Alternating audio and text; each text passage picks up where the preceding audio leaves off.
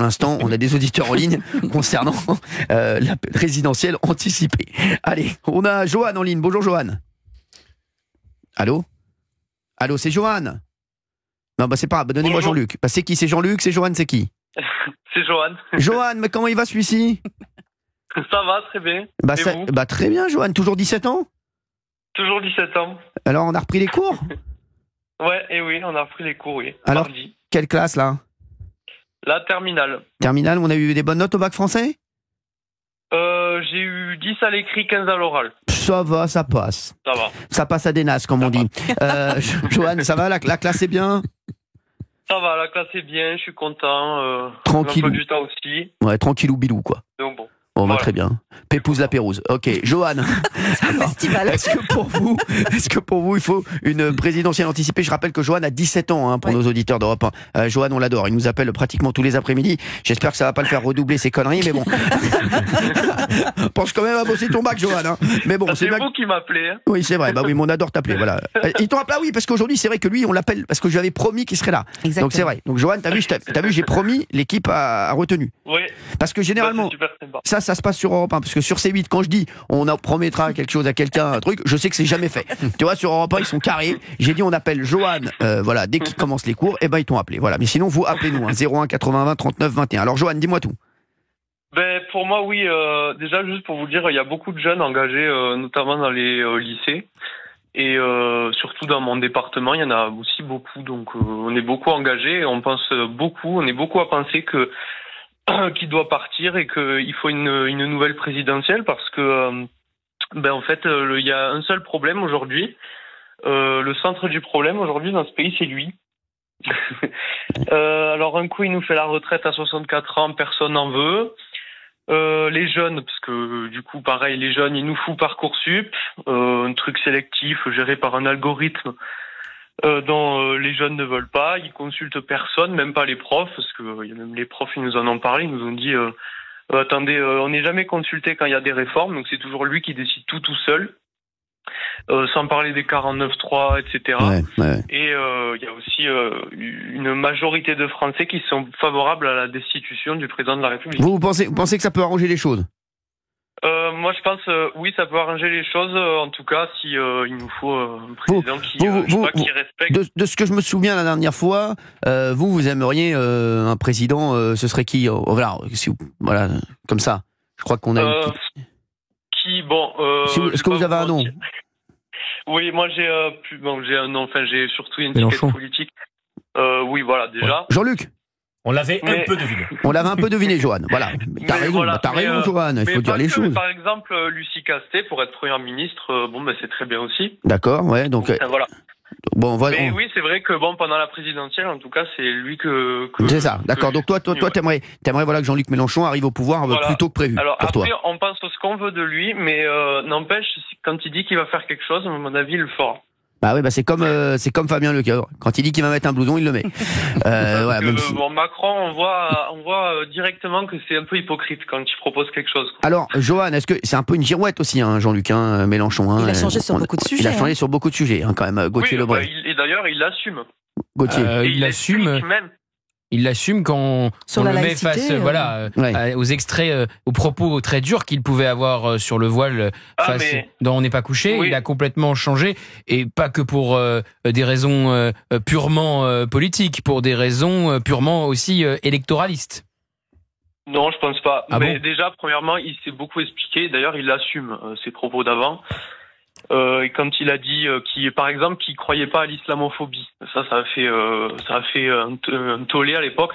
Et il a très bien dit que oui, il pensait ça avant et qu'aujourd'hui, il a évolué et qu'il comprenait pas qu'on puisse Et pourquoi il a évolué? Que l'islamophobie existe. Il a évolué parce qu'il s'est dit, je vais aller chercher des voix aussi, non, Johan? Non, parce qu'il a peut-être compris. Alors, je tiens à vous dire, parce que je voulais pas le dire aux auditeurs d'Europe 1 tout de suite, sachez que c'est Johan Mélenchon qu'on a au téléphone, c'est le petit-fils de Jean-Luc. Non, je rigole. Johan, et Johan, j'aime bien parce que moi, j'aime Johan, parce qu'il dit les choses. Il est pas langue de bois, vraiment, et à chaque fois, c'est très sympathique de travailler avec lui. Et j'adore. Il a 17 ans. Oui, 17 il a ans. déjà des convictions. Moi, Johan, pour moi, je te jure, voilà, moi, qu'on partage tes idées ou pas, je trouve que t'es un exemple. Voilà, je te le dis, bravo, parce que t'as 17 ans. Ah, ben, c'est gentil. Non, mais vraiment, je te le dis, et voilà, et j'adore, moi, voilà. Moi, je vais vous dire, parce que les gens se disent, oui, il est contre la LFI, absolument. Je suis pas contre la LFI, absolument.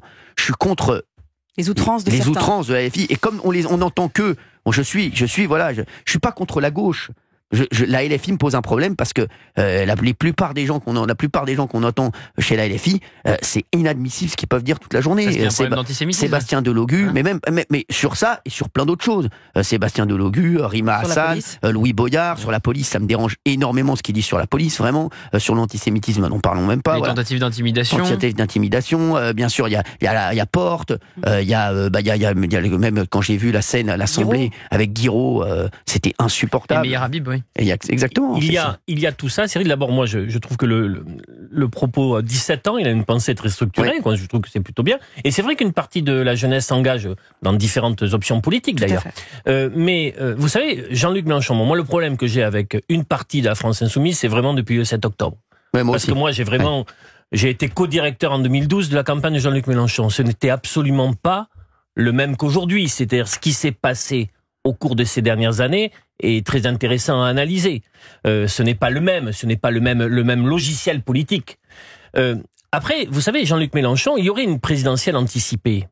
Il conserve un socle électoral, je pense, très important dans le pays. Il fait 22% à la dernière présidentielle. Bien sûr. Et malgré les outrances, qui est une stratégie, ce ne sont pas des dérapages, c'est une stratégie électorale pour être sur cette conflictualisation permanente, qui est son sujet, pour essayer d'apparaître comme le candidat anti-système. Oui, disruptif. Et d'aller vers ce Graal qui est pour lui un second tour face à Marine Le Pen, qu'il perdrait aujourd'hui dans les conditions actuelles. Mais c'est pas son sujet. Lui, c'est la qualification au second tour d'une présidentielle qui est maintenant son objectif numéro 1 principal, comme dernière Olympia, quoi. Exactement. D'ailleurs, si vous nous écoutez à 16h42, je lance une alerte enlèvement. Il est grand, il a une petite barbe de 3 jours, il est pas souvent réveillé, il avait tout gagné, mais il a tout perdu. Si vous voyez Raphaël Glucksmann, n'agissez pas seul. Qu'est-ce qu'il devient? Sans rigoler, non mais c'est vrai, je ne sais pas ce qu'il devient, le gars. C'est un truc de fou. Il avait tout gagné, lui. C'était le grand gagnant des européennes. Ça a duré 2 heures. Ça a duré 2 heures. Non mais 2 heures de victoire, et derrière... il s'est refourvoyé. Oui. C'est-à-dire qu'il réussit à faire une belle campagne des européennes et avoir un bon score, à être le premier homme à gauche en rupture avec la France Insoumise après avoir accepté la NUPES dans un premier temps. Et donc il gagne, il est en position de force. Ça dure 2 heures comme on vient de le dire. Les partis reprennent le dessus et ils vont négocier le nouveau Front Populaire. Et là on pourrait croire que Raphaël Glucksmann va rompre une bonne fois pour toutes. Il a plus rien à gagner. Il est député européen, il est au Parlement européen. Non, il va soutenir le nouveau Front Populaire alors qu'il a fait une campagne contre Jean-Luc Mélenchon et qu'il a subi les pires attaques de la France Insoumise. Donc Raphaël Glucksmann, il n'arrivera pas à faire le coup une nouvelle fois de rupture avec LFI. Merci Johan d'avoir été avec nous sur Europe 1, je t'embrasse fort. Johan, par contre, tu vas me faire un petit point sur tes notes dans 2-3 semaines quand même. On va faire un petit point là-dessus parce que je commence à être un petit peu inquiet, d'accord? Mon Johan, je t'embrasse très fort et merci d'être avec nous sur Europe 1, c'est toujours un bonheur. Allez, merci. Merci Johan. On a Thérèse qui est avec nous. Bonjour Thérèse. Bonjour, j'ai écouté là justement, mais en plus, CEO Lina, on a fait une petite publicité il y a 2 ans de ça, sur la place du marché. C'était un clip vidéo qui faisait une pub pour vous, et on devait crier CEO Lina. Non, c'est vrai. Quoi, c'est Olila, Olila. Ouais. C'est incroyable, on me l'a pas dit. Merci d'être avec nous Thérèse. On parle de la présidentielle, faut-il une présidentielle anticipée? Thérèse, vous habitez où? Je peux pas dire la région, c'est à côté de Lens, donc voilà. À côté de Lens. C'est pour la oui, de Lens dans l'Aisne. Hein. Ah Lens, d'accord. Lens, je croyais parler de Fabien Lecoeuvre. C'est les Hauts-de-France. Merci, tout simplement. Je connais très bien Lens. Non mais c'est vrai, je passe souvent en voiture. Ah d'accord. J'adore passer à Lens. Passer à Lens. Et dès que je passe à Lens, j'accélère. Non parce que c'est la lourdeur. Oh là là, merci. Comment habitent les habitants de Lens? Ils sont bien, les habitants de Lens, croyez-moi, et ce sont des gens formidables, tous. On leur fait de gros bisous. Ouais. Thérèse, vous faites quoi dans la vie? Ah moi maintenant je suis à la retraite malheureusement. Vous faisiez quoi Thérèse? Oh bah j'avais plusieurs métiers. J'avais un métier d'entretien sur des machines, des machines volantes. Hein, donc et puis je me suis pété les tendons des bras, et ce qui fait que je suis maintenant à la retraite. Voilà. Et puis quand j'ai voulu rencontrer, donc là je vais parler de Monsieur Xavier Bertrand. J'ai voulu rencontrer Monsieur Xavier Bertrand pour lui dire que j'avais un problème avec une patronne. J'ai travaillé de 16 ans et demi jusqu'à l'âge de 21 ans dans la même boîte comme bonne à tout faire, c'est-à-dire donc domestique. Cette personne ne m'a jamais déclaré, donc je n'ai pas eu le droit à la retraite à cause de cette personne. On s'est battu partout. Monsieur Bertrand, que j'ai adressé un courrier et tout, ne m'a jamais répondu. Et quand j'ai eu sa secrétaire, on m'a dit qu'il fallait que je me débrouille de mon côté. Voilà. C'était quand ça, Thérèse? Oh, il y a à peu près, attendez, c'est en 2018. Mais vous auriez dû m'appeler, j'étais déjà là, on aurait essayé de faire quelque chose. Bah oui, mais maintenant c'est trop tard. Bon, c'est pas trop tard puisque justement maintenant je suis au minimum vieillesse. Donc le minimum vieillesse, je tiens à signaler aux gens qui nous écoutent que c'est pour les personnes aussi qui ont travaillé. Parce qu'on met tout le monde dans le même bain. On dit les minimums vieillesse, ce sont des gens qui n'ont pas travaillé, qui n'ont rien foutu. Moi, j'ai travaillé depuis l'âge de 12 ans. Donc j'ai arrêté parce que mes tendons ont pété. J'avais 62 ans. On m'a opéré pour ça.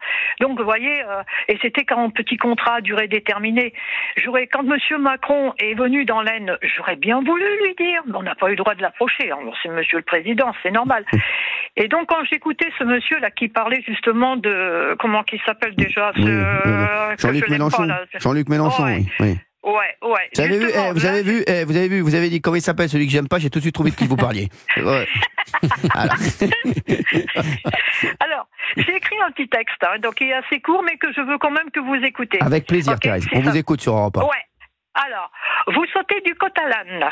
Il y a personne pour le moment à Matignon. Et déjà, on se pointe pour le siège présidentiel. Il y a un problème. Monsieur le Président de la République, Monsieur Macron, a dissous et balayé le gouvernement. 2 jours après, dans les rues, se pointaient des têtes d'affiches que l'on n'a jamais vues. Pire, on nous demandait de s'inscrire pour soutenir tel candidat en donnant des euros d'une personne qui s'est jamais présentée au peuple. Aussi, si les antennes radio, tous les jours, tous les quarts d'heure, n'avaient pas lavé le cerveau du peuple avec des supporters de tel et tel candidat, en ce moment, on aurait peut-être à Matignon une candidate ou un candidat. Dès que Monsieur le Président de la République a annoncé la dissolution, tous ces groupes se sont balancés des bouses l'un vers l'autre, des insultes, des grossièretés l'un contre l'autre, des bagarres au Sénat. Voilà ce que nous, le peuple, nous avons suivi dans les journaux, à la radio et à la télé. Ces personnes qui se sont présentées pour Matignon, pour la place de Premier ministre, sont comme des voyageurs qui débarquent dans une gare inconnue. Ils connaissent pas les sorties, mais portent les valises de la promesse impossible à réaliser. Un dicton dit « Les anciens connaissent l'histoire alors que les jeunes l'ignorent ». Monsieur le Président de la République, Monsieur Macron, est comme un joueur de billard. C'est lui qui tient la canne. Et les boules de toutes les couleurs chiffrées sont des personnes qui l'invitent pour les écouter. Elles sont tous dans le triangle et quand le triangle est enlevé, il retire ce triangle et il vise chacune qui tombe dans l'un des 6 trous. Il ressort les boules pour une nouvelle partie qu'il joue seul à chaque fois et il gagne. Car c'est lui qui sera la dernière boule parce que c'est lui qui tient la canne. Pour le moment, qu'il ne lâche pas cette canne, parce que toutes ces boules vont tomber par terre et aller dans toutes les directions. Et c'est ce que l'on a entendu tous les jours. On ne voit pas pourquoi il devrait quitter sa place de président de la République pour encore avoir pire. Voilà. Donc, pour les anciens du gouvernement, car eux connaissent les coulisses derrière la scène, pas non plus ceux qui chantent avec fierté les nouveaux et qui chantent comme le coq en ayant les 2 pattes dans le fumier. Une personne a fait beaucoup de mal en paroles cinglantes contre les gendarmes, la police, etc. Mais ces gens de l'ordre public ne sont pas là que pour poser des procès. Ils font beaucoup d'autres boulots, surtout social. Ils aident les gens dans la galère côté papier. Ils ramassent les gens qui sont tombés sur des trottoirs en mauvais état. Ils sont les premiers sur les sites d'accidents pour faire la circulation et ils sont visés par la haine d'une seule personne, dont ce dernier dicton qui dit « Une goutte d'eau provoque des vagues sur un lac tranquille ». Voilà ce que je voulais. Bravo Thérèse, on peut applaudir. Bravo Thérèse. Bravo. Sur Europe 1. Alors, elle m'avait dit que c'était court. On le savait. Voilà. Merci Thérèse. Non mais c'est incroyable. Non mais c'est intéressant ce que dit Thérèse. Et c'est vrai que c'est franchement l'analogie avec le billard, on a adoré. Hein. Ah, non mais bah oui. Non mais voilà. Je vous le dis. Bravo. Vous avez écrit ça toute seule, Thérèse? Oui. Oui. Magnifique. Merci Thérèse. Thérèse, dites-moi, comme Premier ministre, vous aimeriez qui? Vous aimez bien Gabriel Attal ou pas? Je l'aime bien, ouais, parce que je trouve qu'il a fait quand même pas mal de choses, il a fait des promesses, mais bon, le problème c'est que il donne sa démission, il a fait ce qu'il a pu, c'est ce que je disais à la dame d'hier, il s'est quand même déplacé pour aller voir les fermiers, donc il a pas mis les bottes, lui il était en petite godasse dans la bouillasse, mais il a fait des choses, mais que malheureusement, même s'il dit quelque chose, il peut pas gouverner, il peut rien dire, il peut rien faire. Alors, vous aimeriez qui comme chien quand... Vous, Thérèse, s'il y a une présidentielle anticipée, vous savez déjà pour qui vous voteriez ou pas? Pour le moment, personne. D'accord, pour le moment, personne. D'accord, très bien. Bon, alors c'est bien. Donc ça sert à rien qu'il y ait de présidentielle anticipée, là. Non, parce que de toute façon, il les rebalance comme les boules. Merci Thérèse d'avoir été avec nous sur Europe 1. Je vous fais d'énormes bisous, Thérèse. Merci. Oui, moi aussi. Merci Thérèse. Il est 16h50 sur Europe 1. Valérie Benaïm va parler. C'est comme Rabbi Jacob. Comme Valérie Benaïm parle, les autres se taisent. Non, mais c'est intéressant ce que dit Thérèse et c'est pas la première à nous le dire. Les gens font vraiment un distinguo entre Emmanuel Macron, le président de la République, et son propre gouvernement, Gabriel Attal. On voit que Thérèse, qui pourtant ne porte pas Emmanuel Macron dans son cœur, dit après tout pourquoi pas Attal. Donc c'est quand même très intéressant. Il y a un vrai rejet du président de la République, au-delà de sa politique. C'est vraiment, il y a aussi un rejet de l'homme, du président, et c'est très intéressant de voir que Gabriel Attal est épargné, par exemple. Bien sûr, quand vous n'avez pas un seul des 577 candidats de feu la majorité présidentielle qui accepte de mettre Emmanuel Macron sur son affiche de campagne, vous avez bien compris. Ils ont fait campagne grâce à Gabriel Attal, et derrière Gabriel Attal, je ris parce que Cyril me fait des grimaces, je le dis pour les auditeurs, et il y a un vrai rejet viscéral de la personne d'Emmanuel Macron, et je pense que tout le monde l'a bien compris à l'Élysée, encore plus au moment de la campagne des législatives. Bien sûr, on a Justine avec nous en ligne. Bonjour Justine. Bonjour. Merci d'être avec nous Justine. Vous habitez où? Toujours dans les Ardennes. Ah bah oui, c'est Justine. Bah oui, je la connais Justine. Justine, toujours secrétaire comptable? Toujours. Toujours, ça n'a pas changé? Ça n'a pas changé. Bah voilà, très bien Justine. Alors là, normalement, voilà, je sais qu'il y a un relou qui a failli faire, ça n'a pas changé. Merci. Valérie Benaïm, merci, on vous connaît. Tout n'a pas changé. Non mais c'est bon, Gauthier Lebray, vous avez 29 ans, vous faites des vannes de gars de 102 ans. Jacques Villeray dans Papy fait de mais oui, mais bon, c'est bon, s'il vous plaît, c'est bon. C'est vous avez la même moustache. Vous avez la même moustache que Super Conquérant. Super résistant, Super résistant, mais quand même, merci. Il est glabre dans le film, non? Ouais, ça. Je crois qu'il a pas de moustache. Non, c'est Gérard Jugnot. Ah, Monsieur Ramirez. Exactement. Merci. Bon, Justine, excusez Gauthier Lebray, c'est son. Voilà. Il devient fou, mais c'est pas grave. Justine, est-ce que vous voulez une présidentielle anticipée? Ah oui, je pense qu'elle est même nécessaire là pour moi. Nécessaire. Vous pensez qu'on peut avoir mieux? Mieux, je sais pas, vu dans le bordel dans lequel on se trouve, je pense qu'en fait Emmanuel Macron, en provoquant la dissolution de l'Assemblée, il n'a fait qu'ouvrir en grand la boîte de Pandore qui était déjà bien entrouverte. Donc là, tout est mis à nu. On voit les fractures sociales de partout. Là, on va faire un gouvernement technique qui va uniquement gérer les affaires courantes. Mais je me demande si la femme, par exemple, de l'adjudant Comines va accepter qu'un gouvernement technique soit mis en place, ou le papa, par exemple, de la petite fille qui vient de se faire renverser. Justement, on en parlera ce soir. Ouais. Parce que là, honnêtement, juste gérer les services courants, je pense que là, il faut vraiment arrêter et passer à autre chose, quoi. Il y a un moment donné. Gauthier Lebray, voulez-vous répondre? Non, mais là, c'est pas le but. On a un gouvernement en ce moment qui gère les affaires courantes, qui est technique, qui est toujours dirigé par Gabriel Attal. Là, le but, c'est de trouver un gouvernement qui peut faire passer des projets de loi et qui peut avoir non pas une majorité absolue, ça c'est impossible, mais une majorité relative et qui peut éviter la censure. Le but, c'est quand même de faire des choses dans les 3 années qui viennent et pas forcément dans l'esprit d'Emmanuel Macron de redissoudre dans un an. Mais ça sera peut-être impossible. Mais voilà. Mais de toute façon, dans un sens comme dans un autre, on s'en sortira pas. Enfin, il a donné, pour moi, il a donné une carte au peuple en disant, vous n'êtes pas content de mon travail, du travail de mon gouvernement, je vous donne la carte, je dissout l'Assemblée et parlez, dites-nous ce que vous voulez. Les gens ont parlé et tout ce qui se passe, c'est le contraire de tout ce que tout le monde a dit. Enfin, en plus, les gens sont allés voter en masse pour justement que ça change. Et au final, on se retrouve avec quelque chose où rien ne change. On a toujours, j'écoutais Pascal Praud hier matin qui mettait le marionnettiste et je trouve qu'il a totalement raison. Et vous avez reçu, je crois que c'est hier, Patrick Sébastien qui a dit une phrase qui m'a beaucoup fait rire, mais qui est totalement représentative de ce qui se passe.